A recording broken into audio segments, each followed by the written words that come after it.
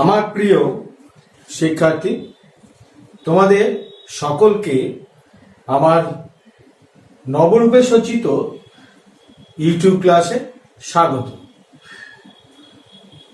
নদী চ্যাপ্টারটি পড়ার প্রায় শেষ অংশে।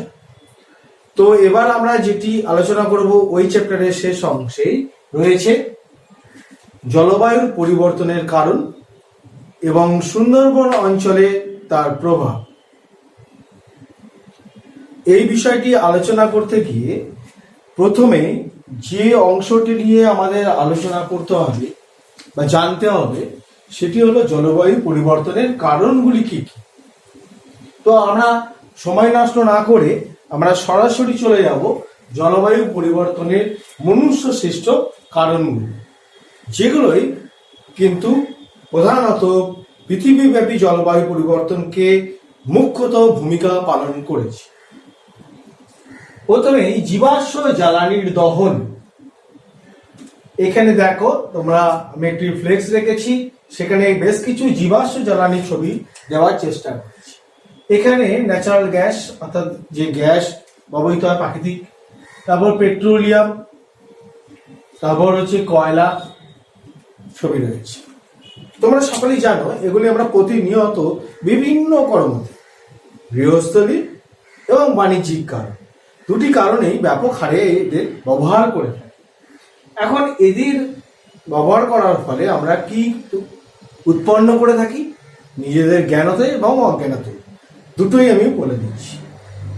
মূলত প্রাকৃতিক গ্যাস, পেট্রোলিয়াম এবং কয়লার ব্যবহারের ফলে এদের দহন ঘটে এবং তা থেকে উদ্ভূত তাপশক্তিকে আমরা বিভিন্ন রূপে ব্যবহার করি। এখন এদের ব্যবহারের ফলে আমরা কতগুলি গ্যাস উৎপন্ন করে থাকি, সেটি হলো কার্বন ডাই অক্সাইড, সিএফসি বা ক্লোরোফ্লোরোকার্বন, মিথেন, নাইট্রাস অক্সাইড এবং অন্যান্য গ্রিন হাউস গ্যাস সমূহ। এখন এই জীবাশ্ম জ্বালানির দহনের ফলে কার্বন ডাই অক্সাইড উৎপন্ন হয় পার ইউনিটে 49%, সিএফসি বা ক্লোরোফ্লোরোকার্বন 14%, মিথেন উৎপন্ন করি 18%, নাইট্রাস অক্সাইড উৎপন্ন করি 6%, বাকি অন্যান্য গ্যাস। এরা সরাসরি বায়ুমণ্ডলে মিশে যায়, অর্থাৎ বায়ুর সাথে মিশে যায়। বায়ুর সাথে মিশে গিয়ে আমি একটু আগে আলোচনার মধ্যে এসেছি যে এরা প্রত্যেকেই গ্রিন হাউস গ্যাস। সূর্য থেকে আগত যে রশ্মি, সেটা ক্ষুদ্র তরঙ্গের মধ্য দিয়ে বায়ুমণ্ডল ভেদ করে পৃথিবীতে এসে পৌঁছায়। এখন পৃথিবীর ভূপৃষ্ঠীয় বিভিন্ন পদার্থের দ্বারা তা শোষিত হয় এবং পুনরায় বৃহৎ তরঙ্গ রূপে পুনঃবিকিরিত হয়। এই পুনঃবিকিরণের সময় কি হয়, এই সকল গ্রিন হাউস গ্যাস সমূহ তাকে ওই উত্তাপকে অধিক হারে বা ওই বৃহৎ তরঙ্গকে অধিক হারে শোষণ করতে থাকে। স্বাভাবিকভাবেই বায়ুমণ্ডলীয় উষ্ণতাকে এরা অনেক গুণে বাড়িয়ে তুলতে সক্ষম হয়, অর্থাৎ পৃথিবীর বায়ুমণ্ডলের তাপের যে ভারসাম্য বা হিট ব্যালেন্স রক্ষা করাকে এরা ব্যাহত করে। এটা হলো মুদ্রা কথা। দ্বিতীয় পয়েন্টে এনেছি আমরা, যেটা যানবাহন এবং শিল্প কলকারখানার বৃদ্ধি। তোমরা ইতিহাসে পড়েছ, শিল্প বিপ্লবের পর থেকে পৃথিবীব্যাপী মানুষের ভোগ চাহিদা ব্যাপক হারে বেড়ে এবং উত্তরোত্তর জনসংখ্যাও বৃদ্ধি ঘটেছে, স্বাভাবিকভাবে ভোগ প্রবণতাও বেড়েছে। আর সেই চাহিদাকে পূরণ করতেই একাধিক শিল্প কলকারখানা সারা বিশ্বব্যাপী সমস্ত বিশ্বের অধিকাংশ দেশেই তার জোয়ার আসতে শুরু করেছে সময়ের হাত ধরে। যত কলকারখানা স্থাপিত হয়েছে এবং পরিবহনের জন্য যত যানবাহনের উন্নতি ঘটেছে বা সংখ্যার বৃদ্ধি ঘটেছে, তত এই জীবাশ্ম জ্বালানি কোনো না কোনো ক্ষেত্রে প্রাকৃতিক গ্যাস, কোনো না কোনো ক্ষেত্রে পেট্রোলিয়াম, আর কোনো না কোনো ক্ষেত্রে কোল অর্থাৎ কয়লার ব্যবহার ঘটেছে। যত এগুলির ব্যবহার ঘটেছে শক্তি উৎপাদনের জন্য, ততই আমরা কিন্তু প্রকৃতি, যত বায়ুমণ্ডলে carbon dioxide, chlorofluorocarbon, methane, nitrous oxide, sulphur dioxide ইত্যাদি গ্যাসকে আমরা বায়ুমণ্ডলে মিশিয়ে দিয়েছি। বায়ুমণ্ডলে মিশ্রিত হয়ে যাওয়ার ফলে এই গ্রিন হাউস গ্যাসের সমূহ কিন্তু ক্রমাগত বায়ুমণ্ডলে বাড়তে থেকেছে। এই গ্যাসগুলি বাড়তে থাকার কারণে তার কি প্রতিক্রিয়া একটু আগেই বললাম, অর্থাৎ এই সকল গ্যাস সমূহ বায়ুমণ্ডলীয় উত্তাপকে ধীরে ধীরে বর্ধিত করেছে এবং বায়ুমণ্ডলে যে হিট ব্যালেন্স বলে একটি বিষয় আছে, মানে তাপের ভারসাম্য রক্ষিত হয় প্রতিদিনই, সেটি কিন্তু কোনো না কোনোভাবেই প্রতিনিয়ত ব্যাহত হচ্ছে এবং বায়ুমণ্ডলীয় উত্তাপ ক্রমাগত বর্ধিত হতে থাকছে।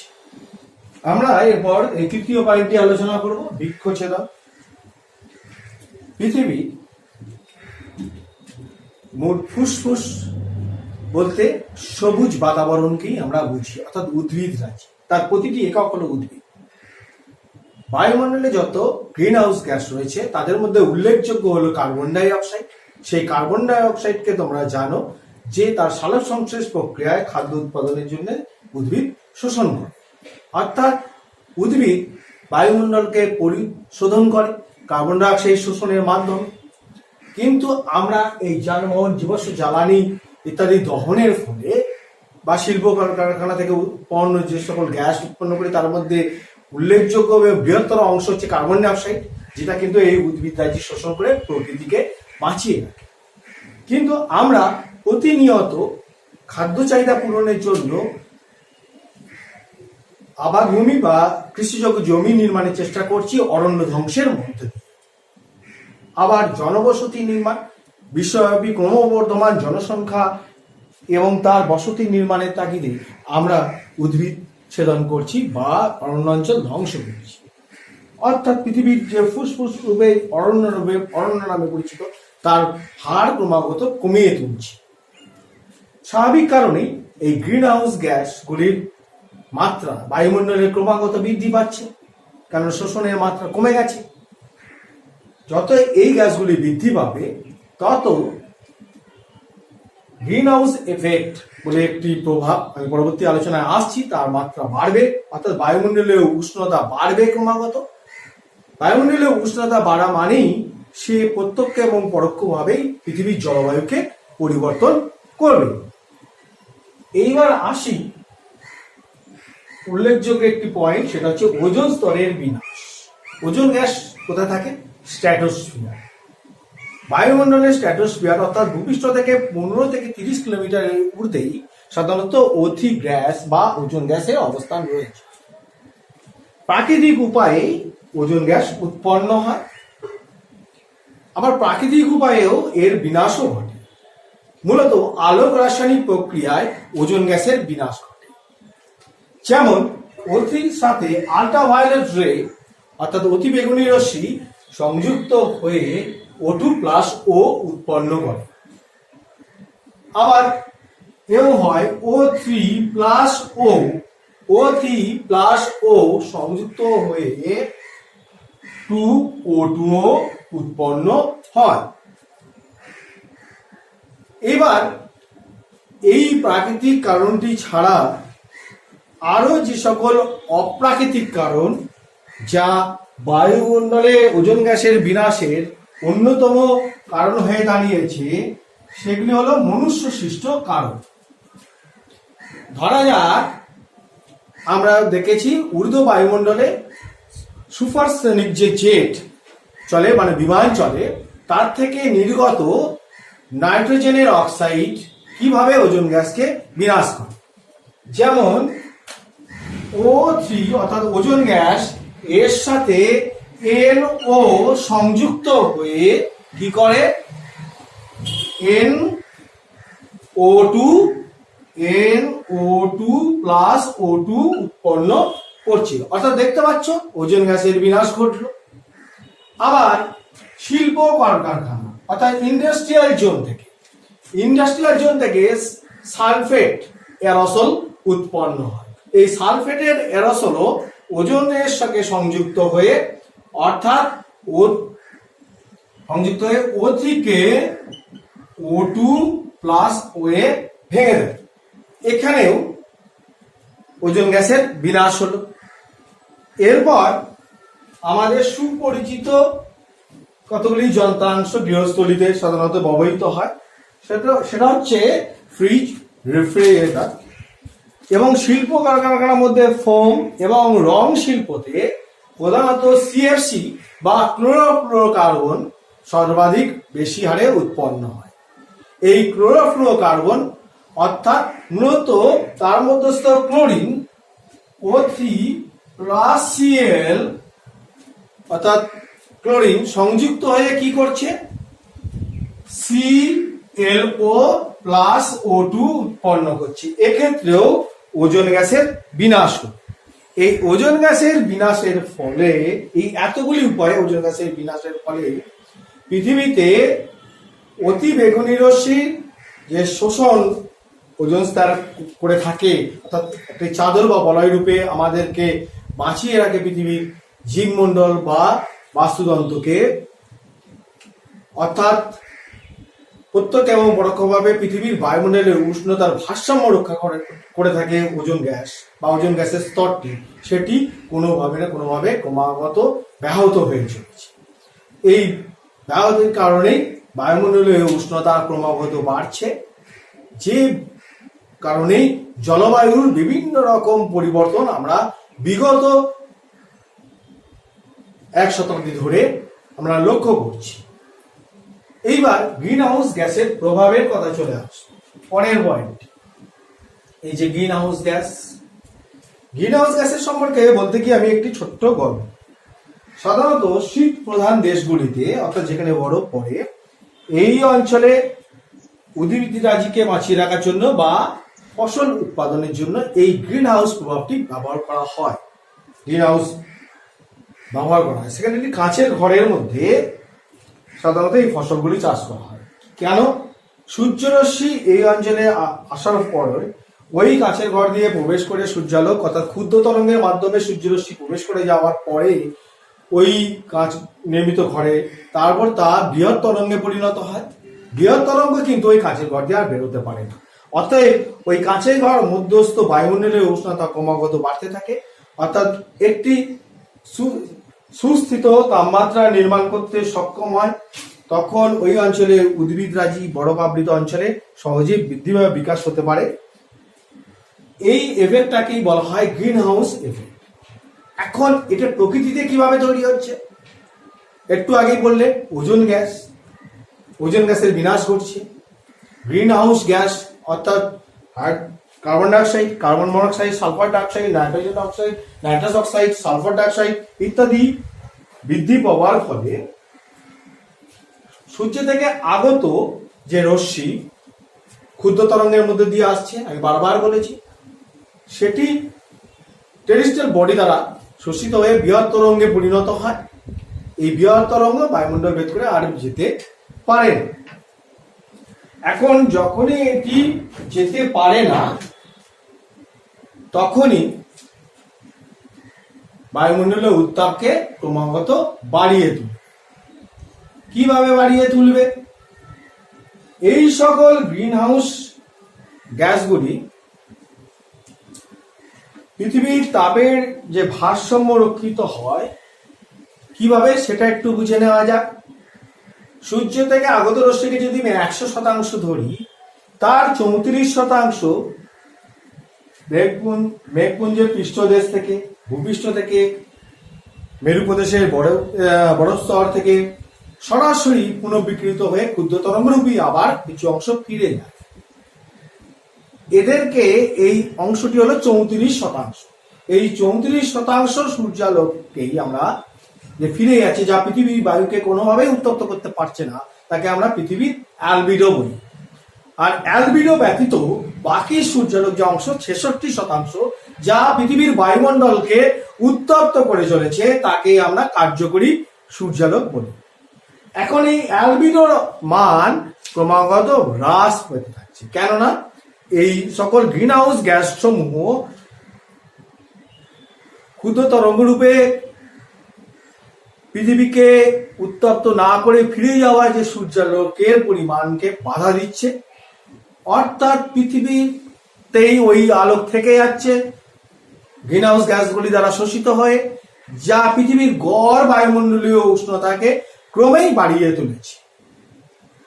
এই প্রবণতা কিন্তু প্রমাণিত। মিটিওরোলজিস্ট এবং পরিবেশবিদদের সমীক্ষা দ্বারা এটা প্রমাণিত হয়েছে 1980 থেকে 1986 সালের মধ্যে পৃথিবীর গড় উত্তাপ 0.6 ডিগ্রি সি হারে বেড়ে চলেছে। পরিবেশবিদদের অনুমান 2030 সালের মধ্যে পৃথিবীর উত্তাপ 2.5 ডিগ্রি সি হারে বেড়ে যাবে, আর 2050 সালে ওই উত্তাপ বর্ধনের হার 3.8 ডিগ্রি সি হয়ে যাবে।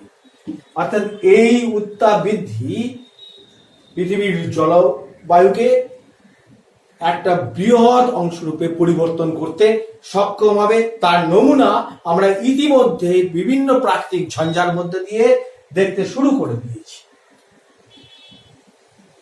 অর্থাৎ শেষ পয়েন্টটি, অর্থাৎ এই যা কিছু আমরা আজকে আলোচনা করলাম এই মুহূর্তে প্রথম পর্বে আজকে ইউটিউব ক্লাসের, সেই ইউটিউব ক্লাসের মধ্যে দিয়ে যা কিছু পয়েন্ট আমরা দেখলাম সেটা কোনো না কোনো ভাবে পৃথিবীর উষ্ণতা বৃদ্ধিকে প্রমোট করছে বা ত্বরান্বিত করছে বা প্রভাবিত করছে। এই বিশ্ব উষ্ণায়নই পৃথিবীর জলবায়ু পরিবর্তনের অন্যতম কারণ। এই পর্যন্ত আমরা পৃথিবীর জলবায়ু পরিবর্তনের কারণগুলি সম্পর্কে জানলাম। নেক্সট পার্টে পৃথিবীর জলবায়ু পরিবর্তন এবং সুন্দরবন অঞ্চলে এর প্রভাব আমরা নেক্সট পর্যায়ে দেখতে চলেছি। তোমরা তৈরি দেখো এবং মনোযোগ দিয়ে পরবর্তী অংশটি দেখো এবং বোঝো। তাহলে আজকে আমরা চলে এসেছি আজকের ইউটিউব ক্লাসের দ্বিতীয় পর্বে। যে দ্বিতীয় পর্বে আমরা আলোচনা করব জলবায়ুর পরিবর্তন এবং সুন্দরবন অঞ্চলে তার প্রভাব। এই যে ছবিটা রয়েছে সেখানে সামগ্রিকভাবে প্রভাবগুলোকে আমি একযোগে এক মাত্রায় রাখার চেষ্টা করেছি। তোমরা দেখো, যেখানে বলা হচ্ছে উষ্ণতা বৃদ্ধি, সমুদ্রের জলস্তরের উচ্চতা বৃদ্ধি, ঘূর্ণিঝড়, সমুদ্র জলের লবণতা বৃদ্ধি এবং বাতাবন বা সমুদ্রবনে ম্যানগ্রোভ অরণ্য অঞ্চল ধ্বংসপ্রাপ্তি। এখানে এই পয়েন্টগুলোকে আমি ব্যাখ্যা করব। এখন এই ব্যাখ্যা করার জন্য আমরা চলে যাচ্ছি বোর্ডে। সেখানে প্রভাব সমূহ রেখেছি, দেখো উষ্ণতা বৃদ্ধি, অর্থাৎ এই পয়েন্টটি আলোচনা করব। তোমরা বোর্ডের দিকে দেখাও। সেন্টার ফর সায়েন্স অ্যান্ড এনভায়রনমেন্টের হিসেব অনুসারে, অর্থাৎ 1980 থেকে 2007 সালের মধ্যে সুন্দরবন অঞ্চলে নদীর জলের উষ্ণতা 0.5 ডিগ্রি সি হারে বৃদ্ধি পেয়েছে। তারই দ্বিতীয় অংশে বলছি, সুন্দরবনের জলভাগের এই উষ্ণতা বৃদ্ধি ম্যানগ্রোভ বনাঞ্চলের বাস্তুতন্ত্রের ক্ষতি সাধন করছে। এর সামান্য ব্যাখ্যা আমি দিয়ে দিই। সমুদ্র জলের উষ্ণতা বৃদ্ধি বা কম যাই হোক না কেন, যে কোনো অবস্থানে, যে কোনো বাস্তুতান্ত্রিক অবস্থাতে সেই অঞ্চলের উষ্ণতা, আর্দ্রতা, ভূমির প্রকৃতি, লবণতা, খাদ্যর পরিমাণ, প্রাপ্তি, অনুমূল্য সমূহ ইত্যাদি একটা নিচ গঠন করতে সাহায্য করে। সুন্দরবন অঞ্চলেও তাই। সেই অঞ্চলের একটি সুনির্দিষ্ট বাস্তুতান্ত্রিক ভারসাম্য আছে।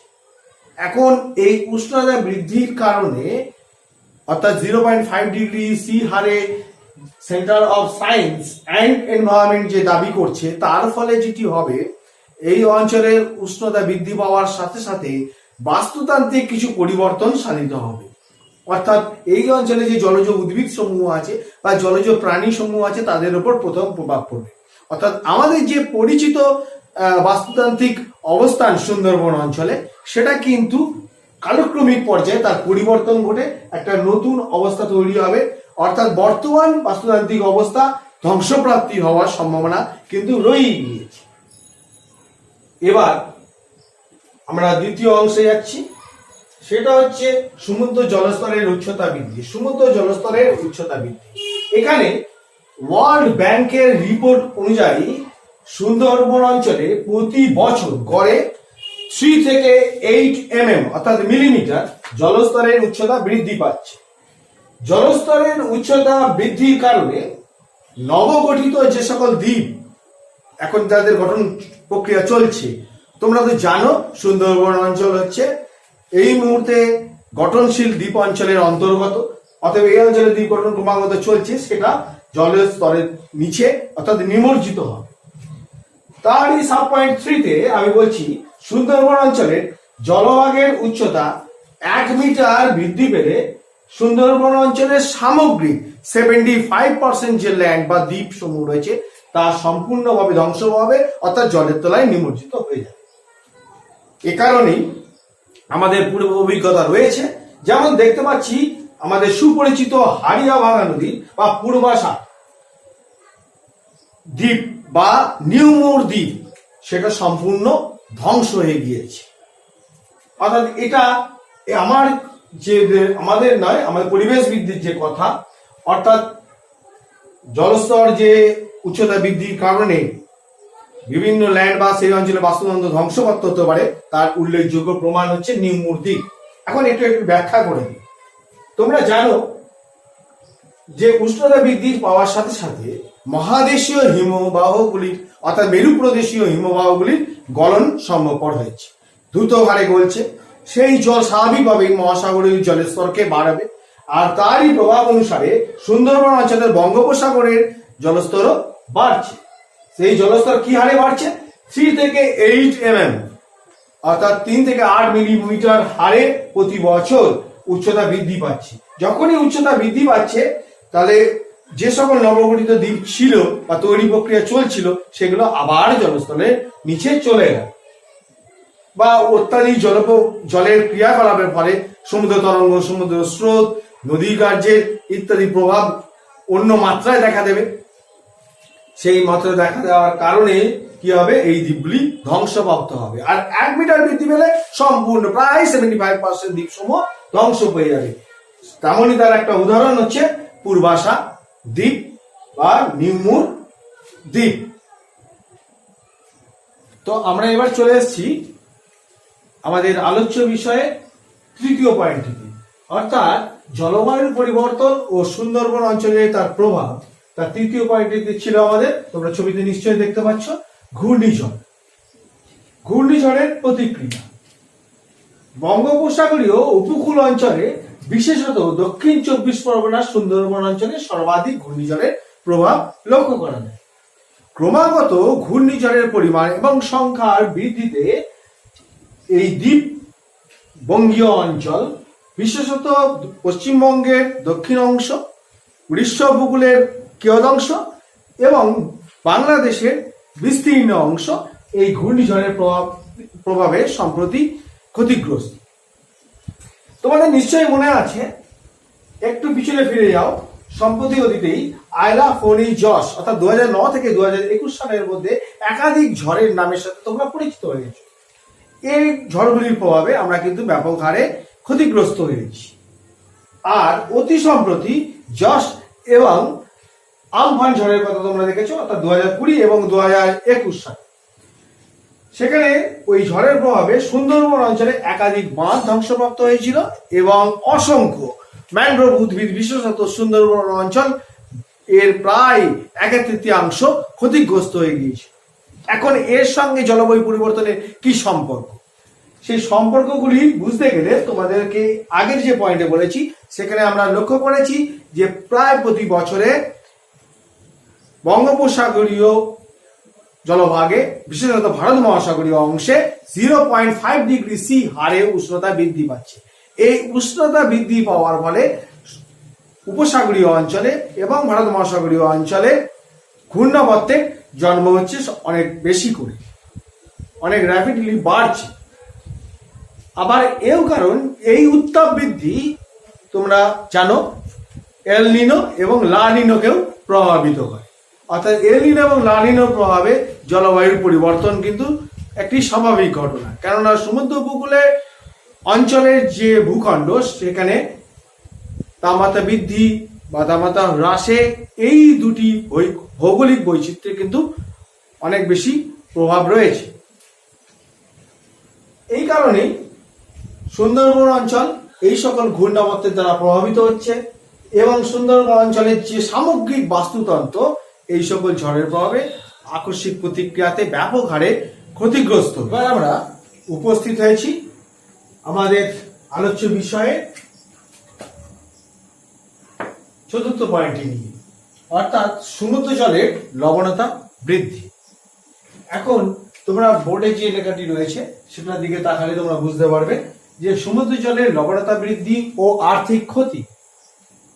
জলস্তর বৃদ্ধির সাথে সাথেই সামুদ্রিক লবণাক্ত জল উপকূল অঞ্চলে তথা খাড়ি অঞ্চলের মধ্য দিয়ে আবাদ ভূমিতে অর্থাৎ কৃষিযোগ্য ভূমিগুলিতে প্রবেশ করছে, যা কৃষি মৃত্তিকা বা কৃষি জমির যে মৃত্তিকা রয়েছে, মাটি রয়েছে, তার লবণতাকে বৃদ্ধি করে তুলেছে। ওই সাব পয়েন্ট দ্বিতীয়ত ভেড়ি অঞ্চল।